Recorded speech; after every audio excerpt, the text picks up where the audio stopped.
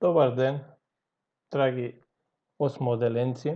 Добре дојдовте во денешната училница по предметот граѓанско образование. Денес, како видео лекција, ќе изучуваме наставната содржина припадност кон заедницата. Како предавач ќе бидам јас, Михаело Гиновски, наставник по граѓанско образование во Основното училиште Мустафа Кемал Ататурк од Гостива. Пред да започнеме со новата наставна содржина, да ги погледнеме наставните цели и очекувани резултати кои треба да ги усвоиме со оваа наставна содржина. Ученикот да ги разбира односите на членовите во заедницата и да ги разбира придобивките од живеењето во заедницата. Да ги разбере придобивките од вклучувањето и придонесување за подобрување во заедницата. Да препознава поврзувачки елементи за животот на заедницата.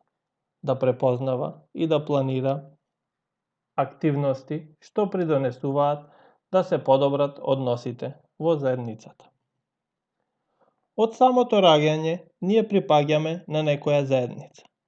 Под заедница се разбира група на луѓе кои што имаат нешто заедничко, како на пример заеднички карактеристики: пол, возраст, етничка припадност, заеднички цели и живеат на иста географска локација.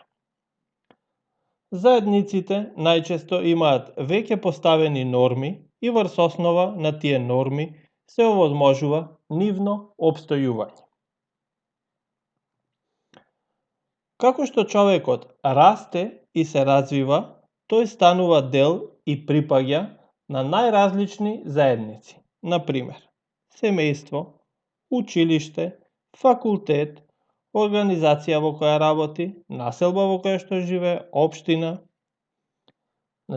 При тоа неизбежно е во тие заедници поединецот да има своја сопствена улога и преку неа да го гради својот идентитет, но и да функционира во релација со другите припадници од таа заедница. Луѓето во заедницата се надополнуваат, се поддржуваат и си помагаат едни на други, за да ги совладаат препреките. Со постојана комуникација, меѓусебна поддршка и грижа, тие работат заедно да ја остварат замислената цел. И нашата држава Македонија, како мултикултурно општество, составена од граѓани кои што се разликуваат нормално според религија, пол, возраст, по етничка припадност, како етнички групи македонци, албанци, турци, роми, срби и други. Македонија може да се види како колоритно мултикултурно општество во кое екзистираат голем број на различности, заедници кои што се разликуваат, како што спомнавме веќе претходно. Ајде една активност за на час. Сите ученици да направите мапа на вашето оделение. Напишите ги имињата на секој ученик и наставникот по граѓанско образование. За секој поединечно напишете една работа во која таа е добар или добра и на кој начин може да им помогне на другите членови во вашата оделенска заедница. За да бидат подобри или поуспешни. Разговарајте што би сакале да подобрите во вашето оделение. Поставете 2 цели, како на пример, како да го подобриме училишниот успех, како да го подобриме дружењето во училишниот клас. Размислете како секој од вас може да придонесе во остварување на поставените цели. И со тоа ќе постигнете целта на оваа активност. Откако ја сработивте оваа активност, преоѓаме понатака.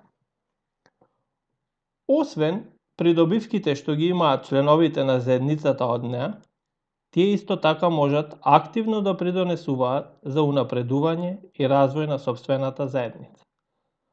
Поттикот за подобрување на заедницата доаѓа тогаш кога поединци или групи не се задоволни или не се согласуваат со одредени услови, правила, норми или состојби што ги поставила заедницата. Во тој случај, тие можат да поттикнат дискусија и да предложат решенија за подобрување, за да се остварат предложените решенија. Членовите на заедницата можат да се организираат во најразлични форми и да осмислат конкретни акции. Во граѓанските општества, еден облик на действување во заедница е преку волонтирање. Значи, волонтерството во граѓанските општества е еден облик на действување во заедница преку волонтирање. Волонтерството представува активност што придонесува за подобрување на квалитетот на животот во заедницата, преку активно вклучување на луѓето во општествениот живот. Волонтерите го вложуваат своето лично време, труд и знаење во активности. Волонтерите стекнуваат нови пријателства, им помагаат на другите да работат на своите цели и придонесуваат кон напредок на својата заедница.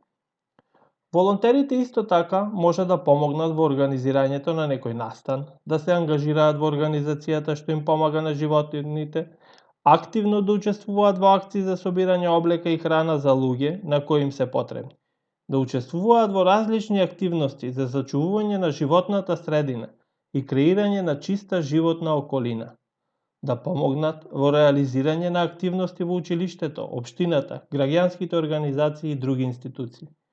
Од друга страна, волонтирањето има важна улога во подобрување на комуникацијата со својата заедница и помага да се унапредат вештините и да се стекнат искуства што се неопходни за активно граѓанство.